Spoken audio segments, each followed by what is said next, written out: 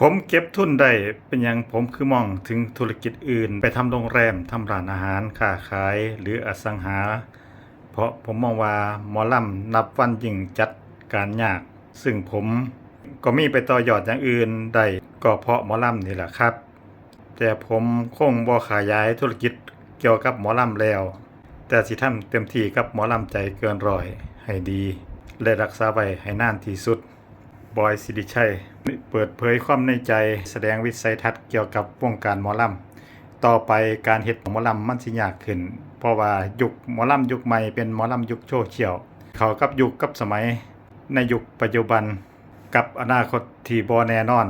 คนที่เป็นหัวหน้าวง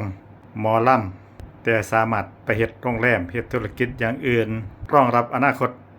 ข้างหน้าที่มันบ่แน่นอนการเป็นหมอลำมันมีเจริญรุ่งเรืองโด่งดังในช่วงเวลาหนึ่งต่อไปในอนาคตก็สิเฒ่าชะแลแก่ชรากันไปเรื่อยๆต้องมีธุรกิจมีอีหยังที่รองรับไว้ซึ่งเป็นการมองการไกลของบอยสิริชัยเป็นแนวคิดที่น่าสิเอาเป็นแบบอย่างถ้าบ่เก่งอีหลีก็คือสิประคับประคองหมอลำใจเกินร้อยมาสู่ฤดูกาล40แล้วสำหรับหัวหน้าทีมงานหมอลำใจเกินร้อย